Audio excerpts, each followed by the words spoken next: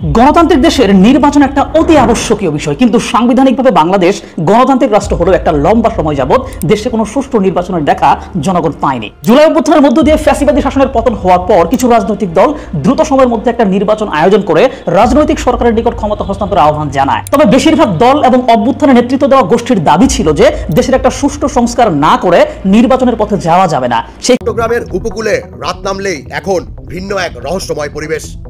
ঘাটের অন্ধকার জলে অচেনা জাহাজের ভেসে ওঠা আলো, নোঙর ফেলার শব্দ আর কুয়াশার ভেতর দিয়ে হঠাৎ মিলিয়ে দেওয়া হেলিকপ্টারের গুঞ্জন স্থানীয়দের মধ্যে গুজবের ঝড় তুলেছে। প্রকাশ্যে কিছু না বললেও কূটনৈতিক মহল বলছে, হাসিনা সরকারের পতনের পর থেকেই বাংলাদেশে যুক্তরাষ্ট্রের সামরিক উপস্থিতি চোখে পড়ার মতো বেড়েছে। বিশেষ করে চট্টগ্রাম সমুদ্র বন্দর ও পার্শ্ববর্তী ঘাটিগুলোতে বিদেশি নৌ চলাচলের তৎপরতা বৃদ্ধি পেয়েছে অস্বাভাবিক হারে। নির্বাচন আমাদের সামনে একটা সত্য তুলে ধরছে, কিন্তু সেটা নিয়ে আমাদের কথা বলা প্রয়োজন। 2024-এ পুরা জাতি বৈষম্য বিরোধী ছাত্র আন্দোলন মানে বৈসা এর নেতৃত্বে হাসিনাকে জয় বাংলা করে দিল, উৎখাত করলো। বাংলাদেশের জনগণ তাদেরকেই নেতা বানাইছিল, তাদের নেতৃত্বে লড়াই করছিল। এরাই এনসিপি করলো, কিন্তু যার নেতা নাহিদ আর আক্তার। আর বৈষম্য বিরোধী ছাত্র আন্দোলন এনসিপির ছাত্র শাখায় রূপান্তরিত হইল এবং নাম নিল বাংলাদেশ গণতান্ত্রিক ছাত্র সংসদ বা বাকছাস।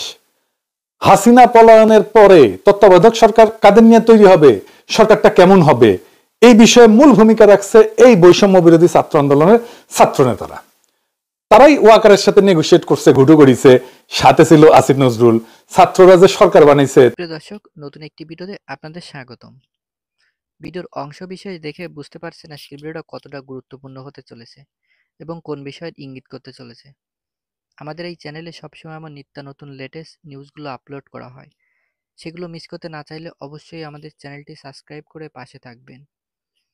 সবসময় আপডেট এবং নিত্য নতুন খবরগুলো দেখানো হয় আমাদের এই চ্যানেলটিতে। তাহলে চলুন আর কথা না বাড়িয়ে ধারাবাহিকভাবে সম্পূর্ণ ভিডিওটি দেখে আসা যাক। তার আগে ছোট্ট একটি রিকোয়েস্ট, চ্যানেলটি অবশ্যই সাবস্ক্রাইব করে পাশে থাকবেন। ভিডিওটি ভালো লাগলে অবশ্যই ভিডিওটি শেয়ার করতে ভুলবেন না, আর ভিডিওটিতে একটি কমেন্ট করতে ভুলবেন না। 2 মিনিট আমার কথাগুলো শুনেন, অনেক কিছু হয়তো জানতে পারবেন যেগুলো হয়তো 40 ঊর্ধ্ব লোক ছাড়া বাকিরা জানে না। 40 বছরের নিচে আমার যেসব ভাইয়েরা আছেন, বোনেরা আছেন, তারা অনেকে কল্পনাও করতে পারবেন না যে কি ছিল এই শেখ হাসিনা, কি ছিল এই বঙ্গবন্ধু কন্যা আমাদের জননেত্রী শেখ হাসিনা। 1975-এর 15ই আগস্ট বঙ্গবন্ধুকে হত্যা করার পরে যখন 1981 সালের 17ই মে বঙ্গকন্যা জননেত্রী শেখ হাসিনা বাংলাদেশে এসে পৌঁছান, ওই সময় বাংলাদেশ আওয়ামী লীগ ছিল 6 ভাগে বিভক্ত। কোনো নেতা ছিল না, এক একজনের মতন চলছে, যে যার মতন চলছে, সকলের মতন চলছে, কেউ কারো কথা শুনছেন না। সেই দলকে গুছিয়ে এনেছিলেন আমাদের বঙ্গকন্যা জননেত্রী শেখ হাসিনা। তিনি ওই সময় শহর থেকে শহরে, গ্রাম থেকে গ্রামে, ছোটখাটো বাড়িতে পর্যন্ত গিয়ে হাজির হয়েছিলেন এবং যে বলেছিলেন, মাগো, বাবা গো, ভাইরা, আমি বঙ্গবন্ধুর সেই কন্যা, আমার নামই শেখ হাসিনা, আমার কিছু নেই, তোমরা আমাকে এখন তোমাদের ভাই বোন মনে করো। বাংলার আপামর জনসাধারণ কিন্তু সেদিন সাগ্রহে, আন্তরিকতার সহিত এই বঙ্গকন্যাকে নিয়েছিলেন। কাউন্সিল তো ওই সময় সাংকি, মাটির যেই থালা আছে, সাংকি বলা হয় আমাদের অঞ্চলে, আপনাদের এখানে কি বলা হয় জানি না, সেটাতে কাউন্সিলের সময় সেটাতে ভাত দেওয়া হতো আর তরকারি দেওয়া হতো, তার লিমিটেড, সামান্য ভাত আর তরকারি। আমরা ট্রেনে, বাসে বিভিন্ন ভাবে তখন সম্মেলনে যেতাম, আওয়ামী লীগের আন্দোলনের ডাকে যেতাম। আজকে ছোট্ট একটা কথা বলি, এটা গল্প নয়, বাস্তব, যেটা বললে বুঝবেন যে কি জিনিস ছিলেন শেখ হাসিনা। আর শেখ হাসিনার প্রতি মানুষের আন্তরিকতা কি ছিল। শেখ হাসিনা একটা বাড়িতে গিয়েছিলেন, সে বাড়ির সামনে গিয়ে, ভাঙাচুরো বাড়ির সামনে গিয়ে সে বৃদ্ধ মহিলাকে যখন ডেকেছিলেন যে কেউ আছেন, আমি বঙ্গবন্ধুর কন্যা, আমি শেখ হাসিনা, বৃদ্ধ মহিলা, অতিশয় বৃদ্ধ, 70 বছর বয়স, সে দৌড়াই এসে শেখ হাসিনাকে জড়াই ধরে বলছিলেন, আরে মারে, তুই কোত্থেকে আসলি এই মুহূর্তে, তোর বাবারে এই দেশ তো ধ্বংস করে দিয়েছে, তোর বাবারে তো মেরে ফেলেছে, তোর মা ভাই সবাইকে মেরে ফেলেছে রে মা, আমরা কিছু করতে পারি নাই।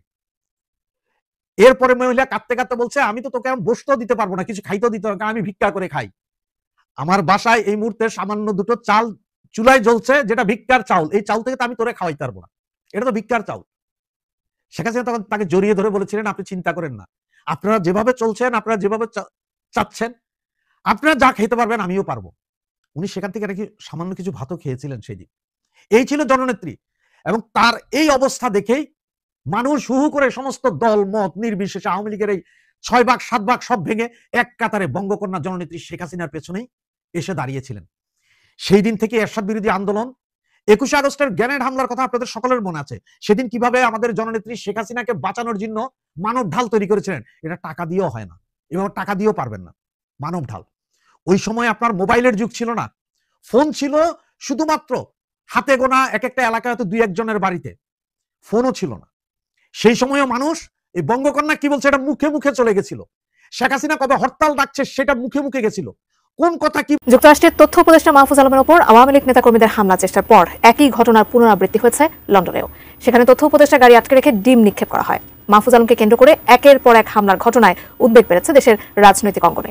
এবার এই ঘটনায় অন্তর্বর্তী সরকারের তীব্র সমালোচনা করে কঠোর বার্তা দিয়েছেন যুক্তরাজ্য প্রবাসী সাংবাদিক ইলিয়াস হোসেন। বিস্তারিত আরিফ হাসানের প্রতিবেদনে।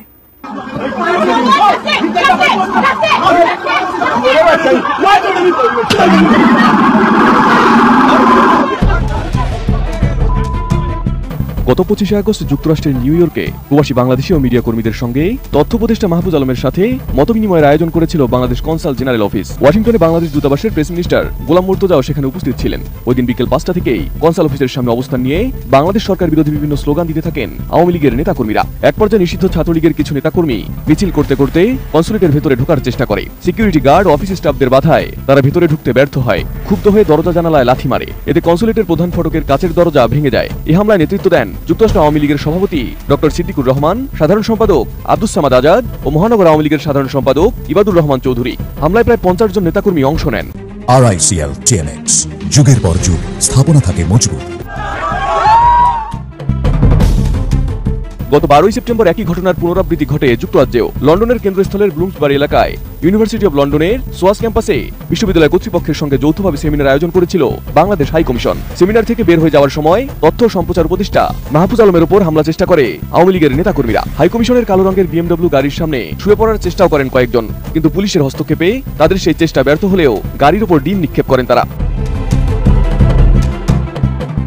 এদিকে পরপর তথ্য উপদেষ্টা মাহফুজ আলমের উপর হামলা চেষ্টার ঘটনায় এর আগে অন্তর্বর্তী সরকারের তীব্র নিন্দা জানিয়েছিলেন জাতীয় নাগরিক পার্টির আহ্বায়ক নাহিদ ইসলাম। সরকার উপদেষ্টা পরিষদের ভিতরেও মাহফুজ আলমকে অপদস্থ ও হত্যার মৌন সম্মতি তৈরি করা হয়েছে বলে মন্তব্য করেন নাহিদ। নাহিদ তার ফেসবুক পোস্টে লেখেন, এ সরকার ও উপদেষ্টারা মাহফুজদের যথেচ্ছা ব্যবহার করে এখন মৃত্যুর মুখে ঠেলে দিচ্ছে। আমরা এগুলো মনে রাখছি, রাজনৈতিকভাবে এর জবাব দেওয়া হবে।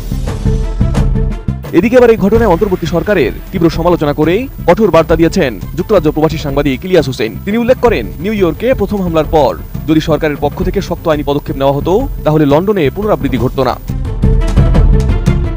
এছাড়া ওই ফেসবুক পোস্টে আওয়ামী লীগের সঙ্গে যারা ব্যবসায়িক বা আর্থিক স্বার্থে মিশে যাচ্ছে তাদের সতর্ক করে ইলিয়াস বলেন, আওয়ামী লীগ যদি কোনোদিন ফিরে আসে তোমাদের হাড়গোড়ও খুঁজে পাওয়া যাবে না। এই ছিল যুক্তি। তাইলে এখন কি হইল?